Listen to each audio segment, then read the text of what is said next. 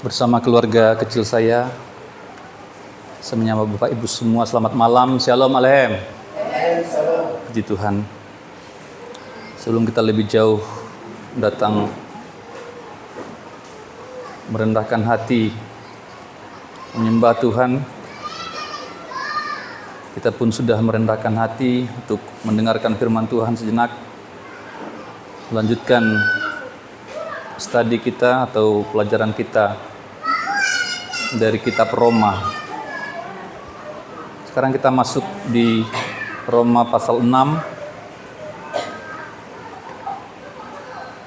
ayat 15 mulai. Roma pasal yang ke-6 ayat 15 sampai 23.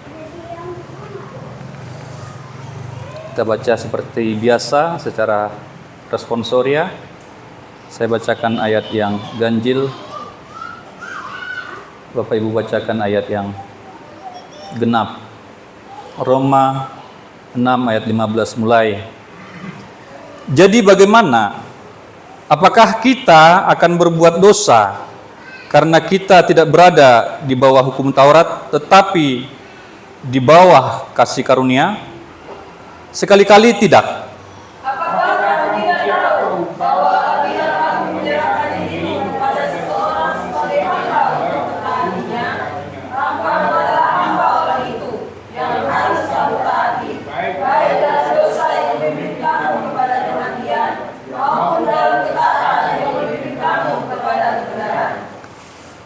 Tetapi syukurlah kepada Allah. Dahulu memang kamu hamba dosa, tetapi sekarang kamu dengan segenap hati telah mentaati pengajaran yang telah diteruskan kepadamu. Kamu telah dimerdekakan dari dosa dan menjadi hamba kebenaran. Aku mengatakan hal ini secara manusia karena kelemahan kamu. Sebab sama seperti kamu telah menyerahkan anggota-anggota tubuhmu menjadi hamba kecemaran dan kedurhakaan yang membawa kamu kepada kedurhakaan, demikian hal kamu sekarang harus menyerahkan anggota-anggota tubuhmu menjadi hamba kebenaran yang membawa kamu kepada pengudusan. Sebab waktu kamu hamba dosa, kamu bebas dari kebenaran. Dan buah apakah yang kamu petik daripadanya? Semuanya itu menyebabkan kamu merasa malu sekarang, karena kesudahan semuanya itu ialah kematian. Tetapi sekarang setelah kamu dimerdekakan dari dosa dan setelah kamu menjadi hamba Allah, kamu beroleh buah yang membawa kamu kepada pengudusan, dan sebagai kesudahannya ialah hidup yang kekal. Sebab upah dosa ialah maut, tetapi karunia Allah ialah hidup yang kekal dalam Kristus Yesus Tuhan kita. Baik Bapak Ibu, ini yang akan coba kita eksplorasi pada malam hari ini. Ayat yang ke-15 dikatakan, jadi bagaimana? Apakah kita akan berbuat dosa karena kita tidak berada di bawah hukum Taurat, tetapi di bawah kasih karunia? Dan langsung dijawab oleh Paulus, sekali-kali tidak. Artinya, poinnya adalah berada di bawah kasih karunia tidak berarti bebas berbuat dosa. Berada di bawah kasih karunia atau rahmat Tuhan tidak berarti kita bebas melakukan dosa. Apakah seseorang akan berbuat dosa karena dia tidak berada di bawah hukum Taurat, tetapi di bawah kasih karunia? Paulus menjawab, sekali-kali tidak. Ini adalah pemahaman yang terkutuk. Kalau ada orang berpikir, karena kita sekarang sudah hidup di zaman karunia, di zaman kemurahan yang sering kita dengarkan atau sering kita sebutkan, zaman perjanjian baru adalah zaman kemurahan Tuhan, anugerah Tuhan melimpah bagi kita. Ya.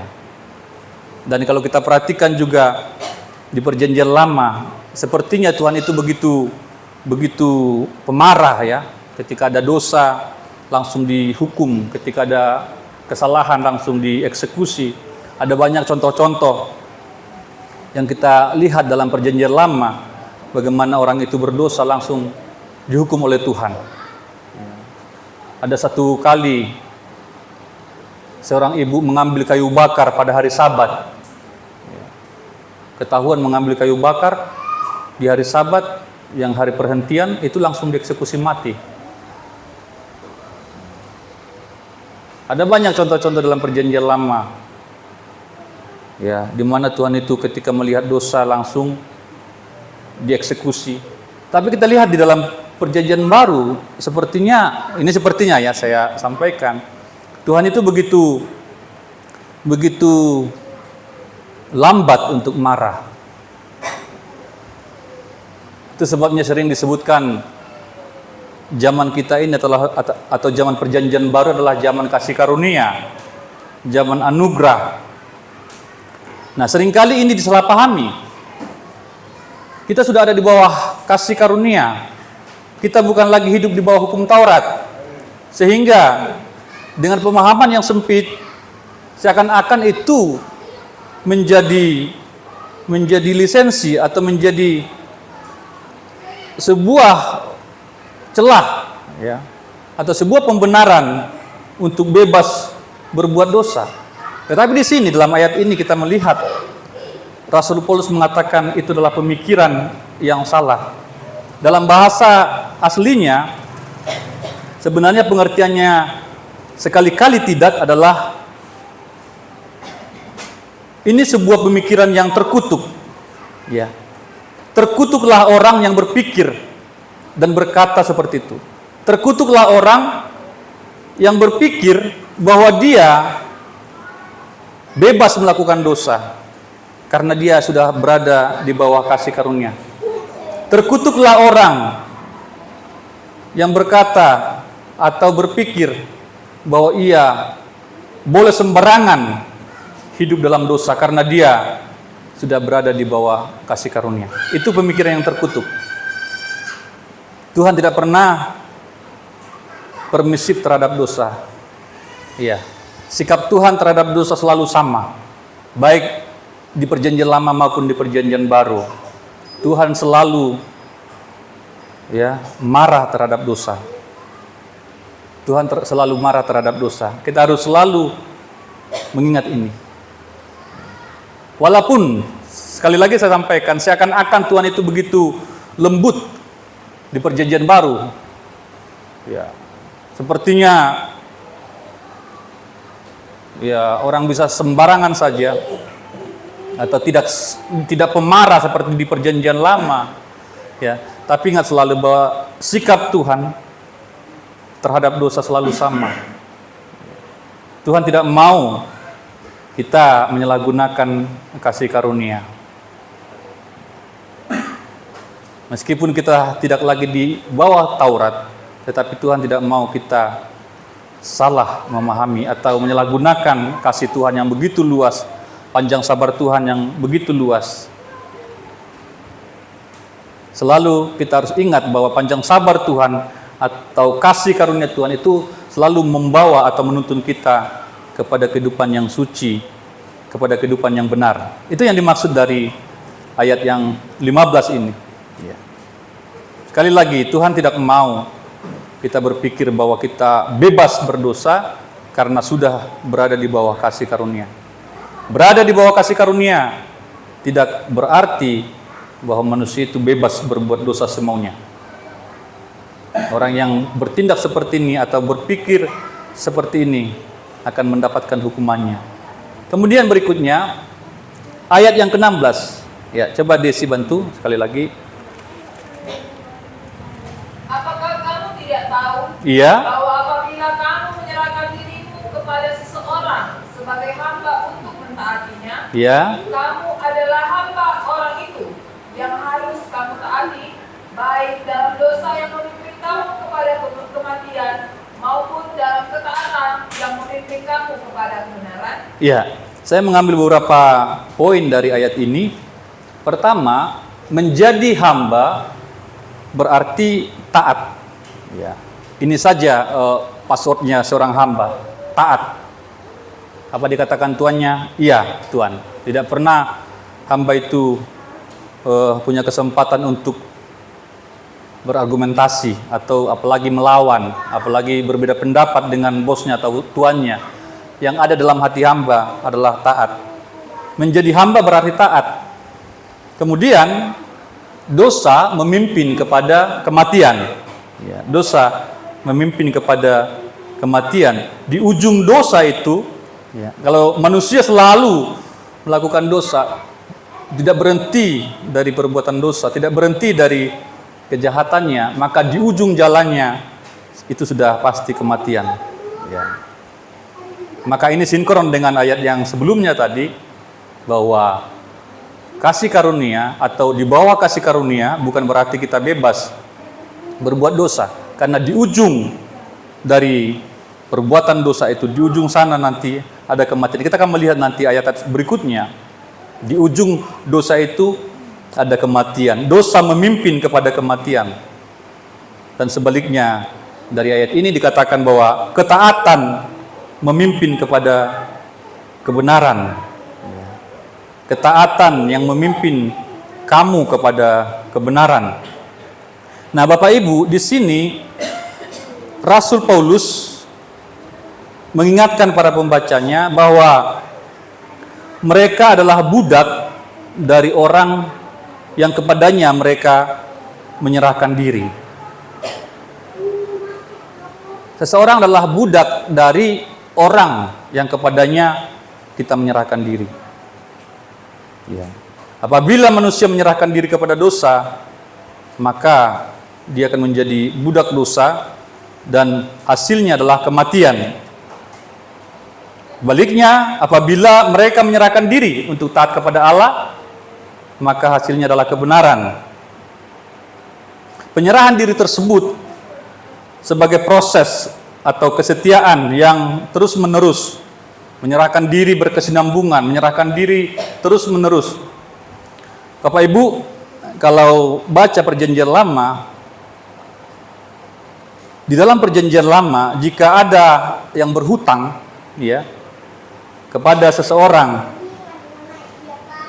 dan dia tidak bisa melunasi hutangnya sesuai dengan perjanjian, misalkan ada yang berhutang, saya akan melunasi hutang saya tahun depan, kemudian tahun depan dia tidak sanggup untuk melunasi hutangnya, tidak sanggup atau tidak mampu untuk membayar hutangnya, maka orang yang berhutang ini boleh datang kepada yang meminjamkan tadi.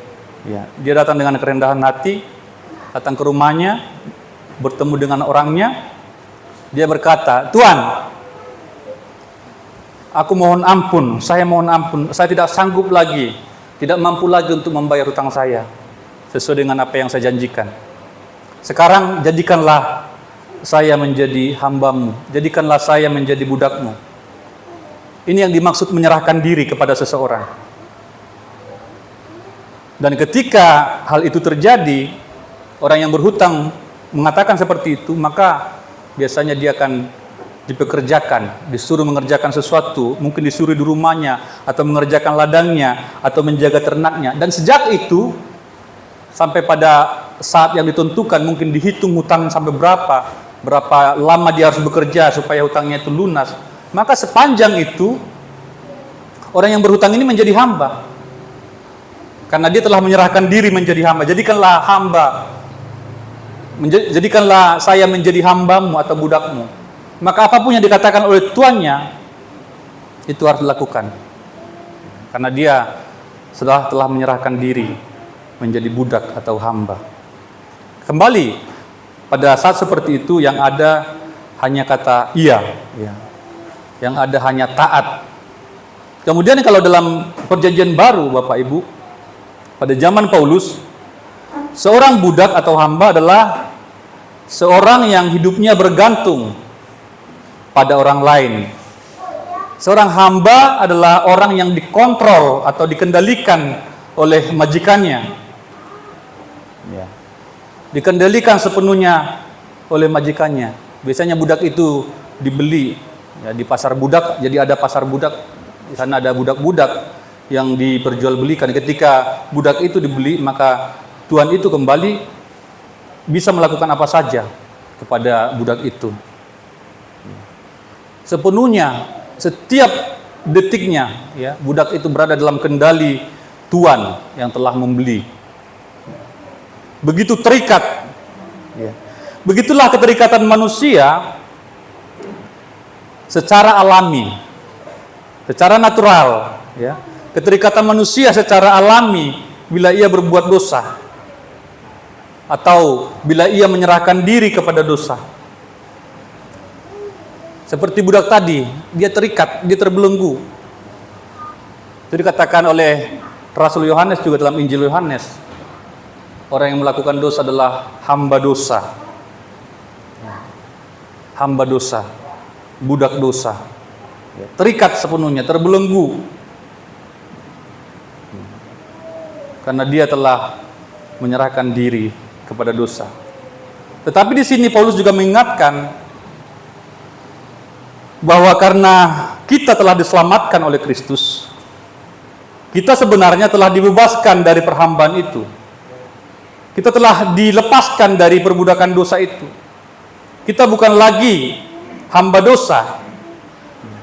Jadi sebenarnya manusia tidak perlu lagi taat kepada dosa. Tidak perlu lagi menjalani hidup yang menuju kebinasaan tadi. Itu sudah pasti ujung jalan dari dosa ini adalah kebinasaan atau kematian. Tidak perlu lagi sebenarnya manusia berada dalam jalan itu atau dalam keterikatan itu. Dia sudah diselamatkan oleh Kristus. Ya. Maka dalam ayat 17, ya, coba Desi. Tetapi syukurlah kepada Allah. Iya, di sini bersyukur kepada Allah. Paulus bersyukur kepada Allah bersama dengan penerima surat ini. Apa dikatakan? Dahulu memang kamu hamba dosa. Iya, dahulu memang kamu hamba dosa. Tetapi sekarang kamu dengan segenap hati telah mentaati pengajaran yang telah diteruskan kepadamu. Iya. Ini Bapak Ibu, ya, sudah ada solusi yang dikerjakan oleh Kristus, ya. Sebelumnya, ya. Jadi kita melihat di sini ada dua hal di sini. Dahulu, ya, ini poin saya, dahulu kamu adalah hamba dosa. Dahulu kita juga adalah hamba dosa, tetapi sekarang taat pengajaran sepenuh hati, taat pengajaran firman Tuhan dengan sepenuh hati. Nah, dalam ayat ini ada keterangan waktu yang sangat penting kita cermati. Ya.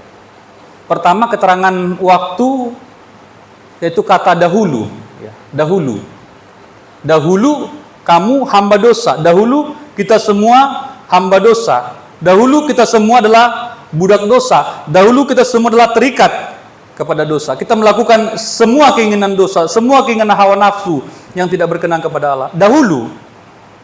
Sebelum kita menerima Kristus sebagai Tuhan dan Juru Selamat, sebelum kita diselamatkan, sebelum kita lahir baru, semua kita adalah hamba dosa. Dahulu, ini keterangan waktu yang pertama. Kemudian yang kedua, keterangan waktu yang dikatakan sekarang. Dahulu, sekarang. Ya. Dahulu adalah hamba dosa, tapi sekarang dikatakan taat, telah mentaati pengajaran yang telah diteruskan kepadamu, telah mentaati firman Tuhan, telah mentaati Injil.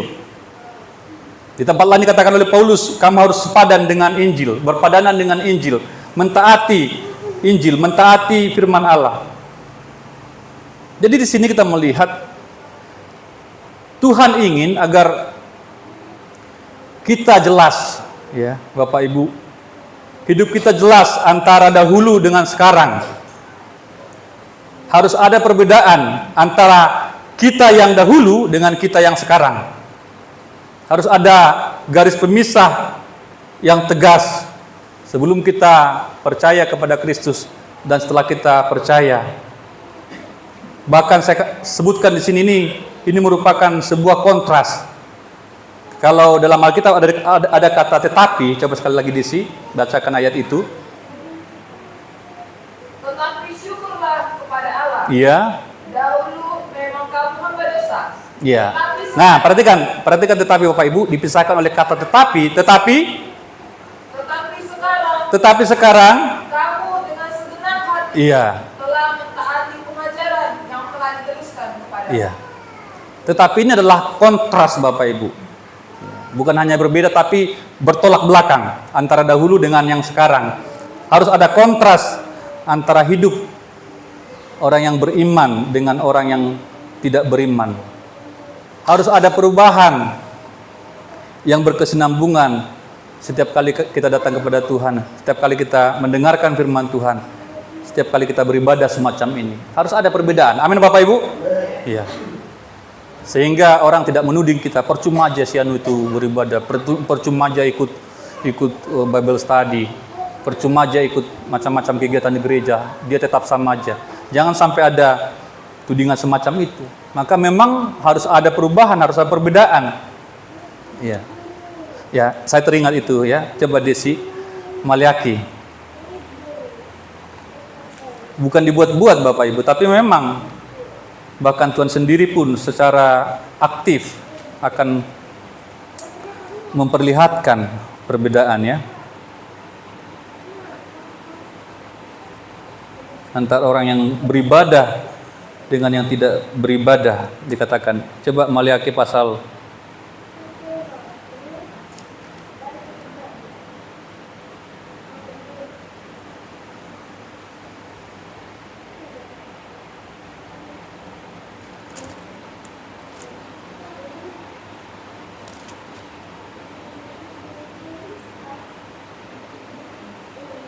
3, pasal 3 ya.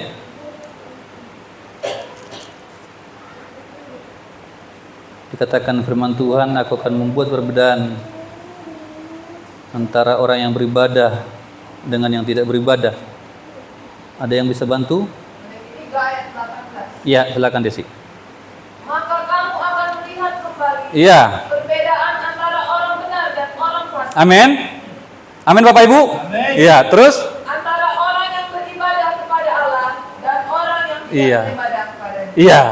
Kamu akan melihat perbedaan antara orang yang benar dengan orang fasik, antara orang yang beribadah kepada Allah dan orang yang tidak beribadah kepadanya. Ya. Tuhan akan memperlihatkan ini. Kalau kita tetap setia beribadah kepada Tuhan, tetap tulus, ya, mengikut Tuhan, beribadah, memuji Tuhan, menyembah Tuhan, merendahkan diri di bawah kaki Tuhan, Tuhan akan memperlihatkan perbedaan. Mungkin belum sekarang, kadang kita terkecoh. Saya sudah capek-capek beribadah, mengapa gaji saya segitu-gitu aja? Orang yang tidak peduli dengan Tuhan kok kayaknya makmur, sentosa jaya, ya. Tapi saya kok nggak makmur ya. Tidak jaya-jaya, tidak kaya-kaya gitu ya. Tapi jika kita setia, Tuhan akan menunjukkan bahwa ada perbedaan antara orang yang beribadah dengan yang tidak beribadah. Amin Bapak Ibu. Iya. Setia aja, setia aja. Bahkan kalau kita lihat ayat-ayat sebelumnya itu, Maliaki tadi, ada orang yang mengejek ya. Ngapain kamu beribadah? Ngapain kamu datang ke hadirat Tuhan dengan pakaian berkabung? Ngapain kamu menangis gitu ya? Ada yang mengejek orang-orang beribadah. Mungkin ada yang mengolok-olok kita. Ngapain sih bolak-balik ke gereja? Ngapain sih harus setia beribadah? Ada yang mengolok-olok kita, ada yang mengejek kita. Ngapain sih menantikan Tuhan? Ya. Mereka, orang-orang yang tidak beribadah akan mengolok-olok kita. Tapi akan tiba saatnya mereka tergelincir, dikatakan oleh Mazmur. Istri saya juga nanya ya. Kalau dikatakan oleh hamba Tuhan, kalau setia Tuhan akan berkati. Ya, kalau setia kepada Tuhan, Tuhan akan berkati. Istri saya bertanya, ya, itu dia baca komentar di itu, ya, di Facebook atau di YouTube, ya, ada cuplikan-cuplikan khotbah. Kalau jemaat setia, Tuhan akan berkati. Kemudian, bagaimana orang yang tidak setia atau tidak beribadah, tapi Tuhan berkati? Tuhan berkati juga, kata dia. Ya. Nah inilah seringkali menjadi tantangan buat kita. Orang tidak beribadah kok, orang tidak peduli kok agama, orang tidak datang ke gereja tapi aman-aman saja hidupnya. Ya. Seringkali itu mengecoh kita. Kalau tetap sama saja atau bahkan mengapa mereka lebih berhasil, ya. Kalau tetap mereka lebih berhasil daripada kita yang beribadah, mengapa kita harus beribadah? Nah, seringkali itu memang menjadi tantangan bagi kita. Tetapi tunggu saatnya. Kalau mereka kaya dengan cara yang tidak halal, ya akan ada caranya Tuhan nanti untuk memperlihatkan itu. Ya. Yang penting kita tetap setia dan kita akan melihat perbedaan itu dinyatakan. Nah, di sini juga kita melihat bahwa harus ada perbedaan. Ini yang Tuhan mau, harus ada perbedaan, harus ada kontras antara kita yang dahulu dengan kita yang sekarang. Jangan sampai sama. Ya. Jangan sampai sama. Dahulu dengan sekarang harus berbeda. Kemudian ayat berikutnya, ayat 18. Ya. Coba Desi. Kamu telah dimerdekakan dari dosa dan menjadi hamba kebenaran. Ya. Dimerdekakan dari dosa dan menjadi hamba kebenaran. Dimerdekakan dari dosa dan menjadi hamba kebenaran. Jadi yang pertama dilakukan adalah kita dimerdekakan dari dosa, baru bisa menjadi hamba kebenaran. Karena ini adalah dua status atau dua kondisi yang berlawanan tadi. Ya, maka harus diselesaikan dulu dosa itu, baru bisa menjadi hamba kepada kebenaran. Kita tidak mungkin hamba dosa dan sekaligus atau dalam waktu yang sama menjadi hamba kebenaran. Kita harus dimerdekakan dulu dari dosa, baru bisa menjadi hamba Tuhan atau hamba kebenaran. Kita dibebaskan dari dosa untuk menjadi budak kebenaran. Secara negatif, kita dibebaskan atau dimerdekakan. Tapi secara positif, kita menjadi hamba kebenaran atau budak kebenaran, budak Kristus, hamba Kristus. Di sini Bapak Ibu, kita melihat tidak ada kebebasan yang mutlak. Hanya ada satu, ya. Apakah manusia itu menjadi hamba dosa atau dia akan menjadi hamba kebenaran? Hanya ada satu, ya. Hanya mungkin satu. Apakah kita menjadi hamba dosa atau kita menjadi hamba Kristus? Tidak mungkin kita menjadi hamba dosa dan sekaligus menjadi hamba Kristus. Kita hamba dosa dan sekaligus menjadi hamba kebenaran. Kalau ada orang yang berpikir seperti itu, ya. Ada orang yang berpikir mereka bebas, bukan budak dosa dan bukan budak kebenaran. Itu hanya menipu diri sendiri. Tidak bisa. Manusia itu harus menjadi hamba. Kita melihat nanti. Jadi manusia itu harus menjadi hamba. Masalahnya adalah hamba siapa? Itu nanti akan kita lihat di belakang. Tidak bisa. Dimerdekakan dari dosa dan menjadi hamba kebenaran. Ya. Tapi dalam ayat 19 kita melihat di sini ada peran aktif.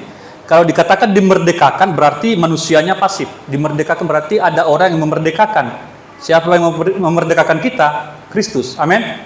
Iya. Karena kita tidak bisa melepaskan diri dari dosa. Kita tidak bisa menyelesaikan masalah dosa itu. Itu mengapa Kristus harus turun. Ya. Kalau dalam istilah politik sekarang harus turun gunung, ya. Turun dari sorga untuk menyelesaikan dosa itu. Karena memang manusia tidak bisa menyelesaikan dosa itu. Maka dia harus turun menjadi manusia, mengambil rupa manusia, mengambil tubuh, mengambil daging. Inkarnatio, mengambil daging. Dia adalah Allah, tapi dia mengambil tubuh supaya dia bisa mati.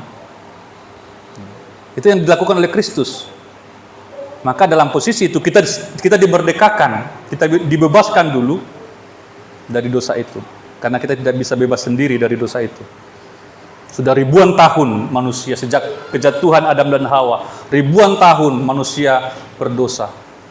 Maka semakin jauh, semakin jahat. Kita sudah belajar pada pertemuan-pertemuan yang lampau bahwa kejahatan itu semakin memuncak, semakin kreatif, semakin banyak sekali itunya ya. Kreasi-kreasi dalam kejahatan. Maka Tuhan harus turun tangan ya.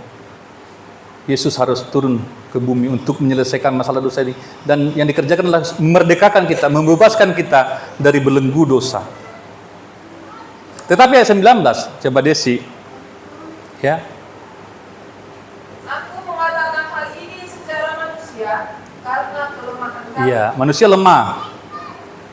Sebab sama seperti kamu telah menyerahkan anggota-anggota tubuhmu menjadi hamba kecemaran dan kedurhakaan yang membawa kamu kepada kedurhakaan.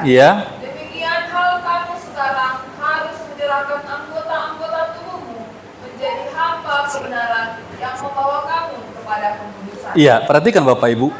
Meskipun tadi saya sampaikan bahwa Kristus telah melakukan pekerjaan penyelamatan atau pekerjaan penebusan yang memerdekakan kita, ya. Karena dikatakan di ayat sebelumnya, kita dimerdekakan dari dosa. Itu yang dikerjakan oleh Kristus. Meskipun itu sudah terjadi, sudah dilakukan oleh Kristus, tetapi pilihan tetap ada pada setiap orang. Apakah dia mau menyerahkan tubuhnya menjadi hamba dosa atau menjadi hamba kebenaran? Pilihan tetap ada pada setiap pribadi. Itu makanya dikatakan dalam ayat 19, ada 2 poin yang saya ekstrak atau saya ambil dari sana. Pertama, dikatakan Paulus seperti kita dahulu menyerahkan anggota tubuh kita menjadi hamba kecemaran. Sekarang, ya, ini kembali kita melihat ada kata keterangan waktu di sini, dahulu dan sekarang. Sekarang kita menyerahkan anggota tubuh kita menjadi hamba kebenaran. Jadi dari kita pun harus ada peran aktif untuk menyerahkan tubuh kita itu kepada siapa? Menjadi hamba siapa? Ya. Kali lagi, Kristus sudah melakukan tugasnya, sudah melakukan karyanya untuk memerdekakan. Tetapi kembali diserahkan kepada manusia. Apakah manusia yang telah percaya ini menyerahkan anggota-anggota tubuhnya kepada kecemaran atau kepada kebenaran? Kita yang harus menyerahkan. Termasuk juga dalam hal kita dipimpin oleh Roh, kita juga yang menyerahkan diri kita untuk dipimpin oleh Roh. Hidup oleh Roh. Demikian ini, kita menyerahkan anggota tubuh kita kepada siapa? Ini dikatakan Paulus karena Bapak Ibu, beberapa orang dalam gereja pada zaman Paulus ya beranggapan, ini lagi ya, mirip dengan yang tadi yang di awal saya katakan.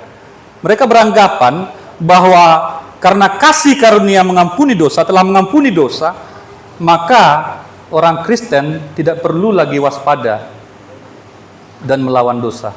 Karena hidup itu sudah dibawa kasih karunia, kita sudah diselamatkan, mereka katakan ya, atau mereka berpikir seperti itu.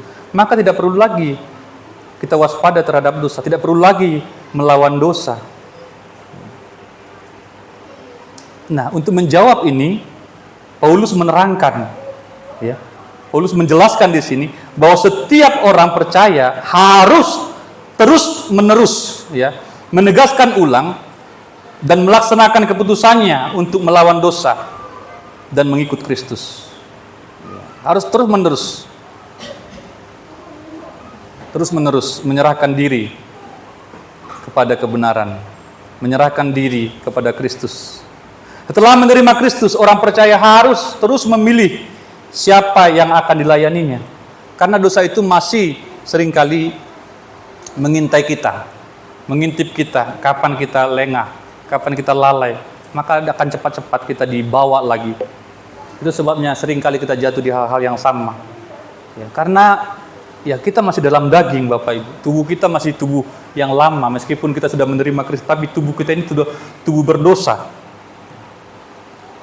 Maka hari demi hari selama kita hidup ini, kita berada dalam perang, ya, dalam perang melawan dosa. Jadi belum selesai perjuangan kita. Kalau perjuangan Kristus melawan dosa, dia harus mencucurkan darah. Tetapi surat Ibrani mengatakan, kamu belum sampai mencucurkan darah dalam perlawanan kamu atau dalam perjuangan kamu melawan dosa. Belum sampai mencucurkan darah. Tetapi kita tetap berlangsung ya dalam hal ini, kita tetap berlangsung melawan dosa. Ya. Saya catat di sini, orang-orang boleh kembali kepada dosa. Tidak lagi menentang kuasa dosa dalam kehidupan pribadi dan kembali menjadi budak dosa. Ya, kalau tidak melawan dosa berarti dia mengikuti dosa, dia mengikuti apa yang dimaui atau diingini oleh dosa, tidak melawan. Ya, menjadi budak lagi dengan kematian rohani. Ya, sebagai akibatnya akan berakibat ke depan. Mereka juga dapat dibebaskan dari dosa. Mereka dapat dibebaskan dari dosa. Coba sekali lagi Desi ayat 17 tadi. Iya. Tetapi syukurlah kepada Allah. Iya. Dahulu memang kamu hamba dosa. Iya. Tetapi sekarang kamu dengan segenap hati Iya. telah mentaati pengajaran yang telah diteruskan Iya. kepada. Tetapi sekarang kamu dengan segenap hati, ya, telah mentaati pengajaran yang telah diteruskan kepadamu. Jadi harus terus-menerus menyerahkan diri sebagai hamba Allah dan sebagai hamba kebenaran dengan pengudusan dan hidup yang kekal sebagai akibatnya.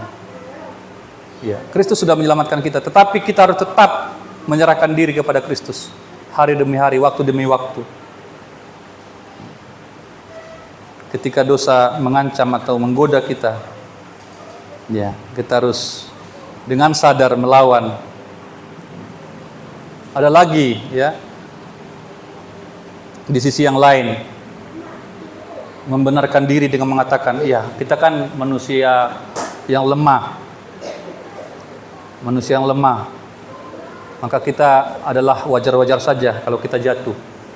Tidak Bapak Ibu, kita sudah diberikan kuasa untuk menang atas dosa, amin? Iya, jangan melakukan pembenaran dengan cara, kita kan semua manusia.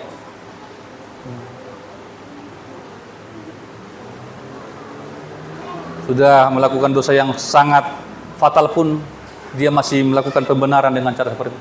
Siapa sih dia misalkan berzina ya, berselingkuh? Siapa sih yang tidak berdosa di dunia ini? Saya kan cuma berzina, tapi kamu juga melakukan dosa yang lain gitu ya. Kamu mencuri, kamu korupsi segala macam ya. Dia membenarkan diri ya dengan cara seperti itu. Tidak Bapak Ibu, tidak harus seperti itu. Ya.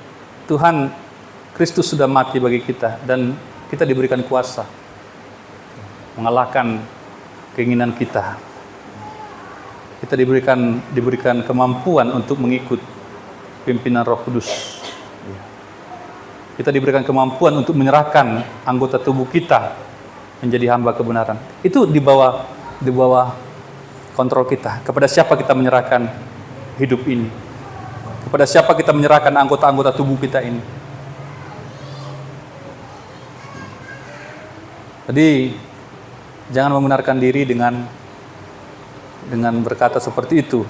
Itu tidak akan menolong dan tidak akan membawa kita lebih maju dalam kerohanian kita. Ayat berikutnya, ayat 20. Sebab waktu kamu hamba dosa, Iya. kamu bebas dari kebenaran. Hamba dosa bebas dari kebenaran. Ya, hamba dosa berarti bebas dari kebenaran. Setiap orang yang menjadi hamba dosa berarti dia terlepas dari kebenaran. Ya. Hamba dosa terpisah dari kebenaran. Hamba dosa terpisah dari kebenaran. Terpisah dari kebenaran, bebas, lepas dari kebenaran. Itu hamba dosa. Kemerdekaan dari kebenaran adalah perbudakan yang paling buruk. Orang yang bebas dari kebenaran adalah budak yang sesungguhnya. Makanya Bapak Ibu dalam kitab Yohanes, Injil Yohanes dikatakan, sebenarnya ketika kita mengetahui kebenaran, kebenaran itu akan memerdekakan. Ya. Coba kita lihat itu ya, saya teringat itu. Yohanes kamu akan mengetahui kebenaran. Dan kebenaran itu akan memerdekakan kamu. Coba Desi, ingat ayat itu?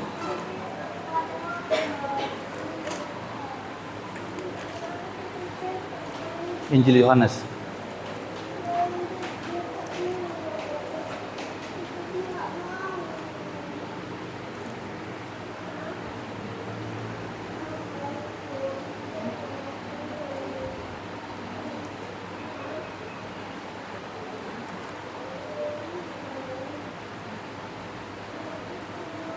Dan kamu akan mengetahui kebenaran. Ya. Ya, coba bantu ya. Setelah Yesus mengatakan semuanya itu, banyak orang percaya kepadanya. Maka katanya kepada orang-orang Yahudi yang percaya kepadanya, jikalau kamu tetap dalam firman-Ku, kamu benar-benar adalah murid-Ku, dan kamu akan mengetahui kebenaran, dan kebenaran itu akan memerdekakan. Iya, coba perhatikan Bapak Ibu ya, saudara. Ini sedikit ada yang harus kita pikirkan dengan serius. Tadi kan hamba kebenaran, tetapi di sini dikatakan kebenaran itu akan memerdekakan. Itu dikontraskan dengan hamba dosa versus atau berkontradiksi dengan hamba kebenaran. Apakah kita menjadi hamba dosa? Kalau hamba dosa sudah pasti terikat, tidak mungkin bebas lagi. Artinya seluruh kelakuannya, seluruh perangainya itu dalam dosa. Tetapi ketika seseorang menjadi hamba kebenaran, maka dia menjadi orang merdeka. Walaupun dia hamba kebenaran, justru ketika dia menjadi hamba kebenaran, itu yang memerdekakan dia. Itu yang akan membebaskan dia.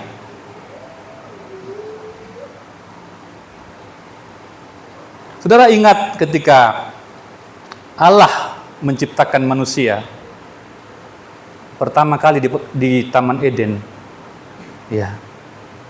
Sebenarnya Allah memberikan perintah kepada mereka bukan untuk menjadi hamba, tetapi untuk berkuasa. Amin ya. Coba kita lihat. Saya teringat itu Bapak Ibu ya, karena ini PA. Ketika seseorang berada dalam kondisi benar, dia merdeka. Jadi ada seperti paradoks di sini ya. Apakah kita hamba atau orang merdeka? Iya, hamba kebenaran adalah orang merdeka. Ketika seorang menjadi hamba Kristus atau hamba kebenaran, dia adalah orang merdeka yang sesungguhnya. Perintah pertama atau berkat pertama kepada manusia adalah untuk berkuasa, untuk merajai. Tapi bukan berkuasa atas manusia, tetapi berkuasa atas ciptaan, ya. Coba kita lihat Kejadian pasal yang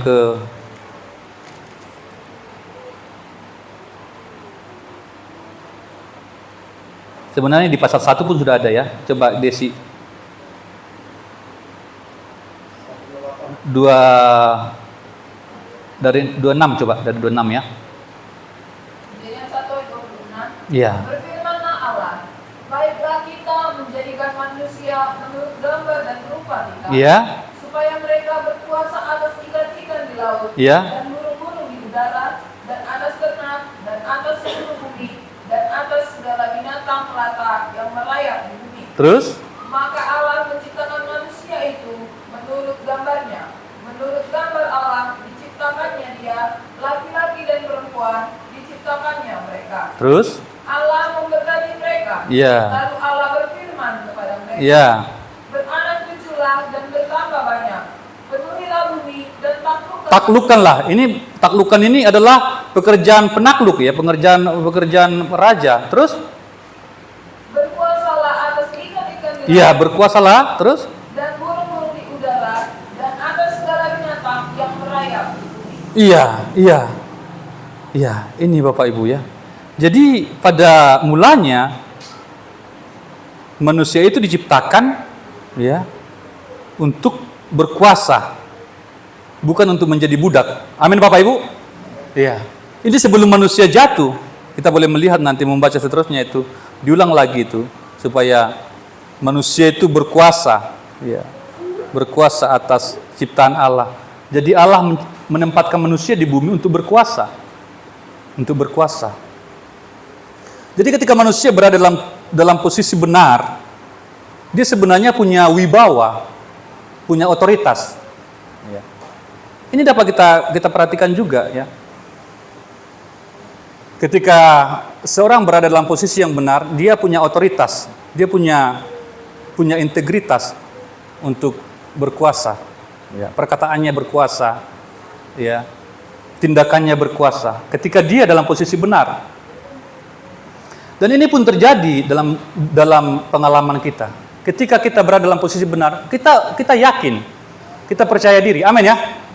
Tapi ketika kita berdosa misalkan, kita mencuri misalkan, kita langsung ciut kan, ketakutan, hilang otoritasnya, hilang wibawanya. Ketika orang melakukan sesuatu yang salah, ya, yang tidak sesuai dengan firman Tuhan, akan hilang wibawanya. Orang Batak bilang mago sahalana, ya kan? Hilang kemuliaan itu. Karena Allah adalah Allah yang berkuasa. Tuhan juga mau manusia itu segambar dengan Allah. Maka manusia juga sebenarnya adalah manusia yang berkuasa seperti Tuhan. Amin. Tetapi sekali lagi bukan untuk menguasai manusia yang lain, tapi berkuasa atas ciptaannya. Itu tujuan semula. Itu berkat semula bagi manusia. Jadi kembali ke sini Bapak Ibu, ketika kita menjadi hamba kebenaran, sebenarnya kembali kita menjadi orang yang berkuasa. Hamba kebenaran sebenarnya, hamba Tuhan itu adalah yang paling merdeka. Hamba kebenaran adalah orang-orang yang sangat merdeka.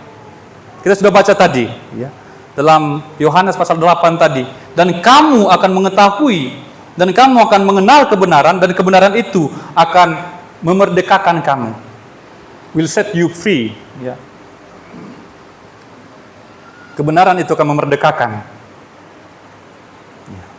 Kebenaran itu akan memerdekakan. Dan sekali lagi, kita hanya boleh memilih satu Tuhan. Tidak bisa dua Tuhan. Apakah menghamba kepada dosa atau menghamba kepada kebenaran, menghamba kepada Allah. Itu ayat 20. Hamba dosa bebas dari kebenaran atau lepas dari kebenaran. Ketika dia menjadi hamba dosa, terikat dengan dosa, maka dia tidak ada kesempatan lagi untuk benar. Dikuasai terus dengan dosa itu. Makanya ketika ada orang yang terikat dengan dosa, ya, itu susah sekali untuk melepaskan diri. Susah sekali untuk melepaskan diri. Bebas dari kebenaran. Dia berpikir ini fata morgananya Bapak Ibu ya. Orang berdosa itu berpikir dia bebas. Ya, dia bebas, saya bebas ini dan itu. Tapi sebenarnya dia terikat.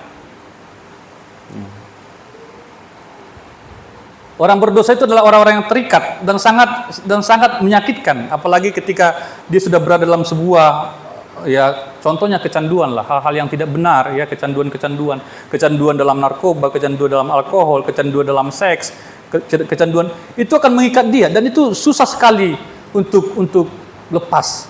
Bahkan itu akan membawa dia kepada kematian secara fisik. Yang tadi disebutkan itulah kematian pada akhirnya nanti, kematian yang kekal. Tetapi dalam hidup ini juga ketika orang sudah dibelenggu, ya, atau dikuasai dosa tertentu yang begitu mengikat dia, itu tidak main-main, Bapak Ibu. Kita sudah melihat banyak, ya. Apapun yang mengikat seseorang itu tidak main-main. Ketika seseorang diikat oleh misalkan judi, ya, itu tidak mudah untuk lepas. Karena otaknya itu sudah korslet. Di pikirannya kan menang, ya. Padahal faktanya skala kan terus kan. Dia menang sekali, kalah 50 kali. Tapi di pikirannya menang. Habis teruslah duitnya. Ya. Karena sudah error di otaknya. Maka orang seperti itulah yang sebenarnya terikat, ya, diperbudak oleh hal-hal yang tidak benar itu. Tapi ketika orang menyerahkan diri kepada kebenaran, menyerahkan diri kepada Kristus, dia bebas merdeka. Amin. Ya. Jadi jangan Bapak Ibu, hal-hal yang benar yang kita lakukan, ya, bersama dengan Tuhan, contohnya ibadah, ya, contohnya melayani, jangan sampai itu seperti sebuah belenggu, ya. Ya, jangan sampai ibadah itu seperti belenggu Jangan sampai pelayanan itu seperti belenggu. Justru sebenarnya inilah kemerdekaan yang sesungguhnya. Amin Bapak Ibu. Iya. Jangan sampai datang ibadah lagi, harusnya sukacita. Ya, melayani lagi, harusnya sukacita. Oh, melayani lagi, gitu ya. Oh, saya dapat kesempatan menyampaikan firman lagi. Saya punya kesempatan untuk melakukan sesuatu untuk Tuhan. Ya. Itu harusnya sikap yang benar. Karena segala sesuatu yang kita lakukan dalam kebenaran itu adalah sebuah kemerdekaan. Ya. Ini yang harus kita pahami dengan sungguh-sungguh, Bapak Ibu.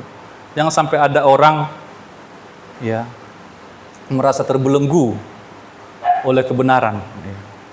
Karena kebenaran itu memerdekakan. Amin Bapak Ibu. Ya. Kalau kebenaran itu membelenggu, berarti ada sesuatu di sana. Itulah kebenaran Farisi. Ya, kebenaran orang-orang Farisi. Nah, itu seperti belenggu. Harus ini, harus itu. Itu menjadi beban bagi mereka. Tetapi hidup di bawah kasih karunia artinya kebenaran itu memerdekakan kita. Menjadi makhluk yang seharusnya, menjadi ciptaan yang seharusnya seperti yang Tuhan mau. Berikutnya 21 Desi. Waktu saya ya. Dan buah apakah yang kamu petik daripadanya? Semuanya itu menyebabkan kamu merasa malu sekarang, karena kesudahan semuanya itu ialah kematian. Iya. Kesudahan dari hamba dosa ialah kematian. Akhir dari penghambaan atau pengabdian kepada dosa adalah kematian. Apa yang kita tabur akan kita tuai. Buah yang kita tanam akan kita petik. Paulus bertanya di sini, buah apakah yang kamu petik dari menjadi hamba dosa? Kira-kira begitu ayat ini. Buah apa? Semua itu akan berakhir kepada kematian. Buah dosa dan akhir dosa tentu akan selalu merugikan, selalu mencelakakan kita manusia. Dan sekali lagi, kesudahannya pasti kematian. Akhirnya pasti kematian. 22. Tetapi sekarang, setelah kamu dimerdekakan dari dosa, dan setelah kamu menjadi hamba Allah. Ya, sekali lagi Bapak Ibu ya, ini diulang lagi ya, diulang lagi. Jadi dimerdekakan dulu dari dosa, baru menjadi hamba Allah. Terus kan?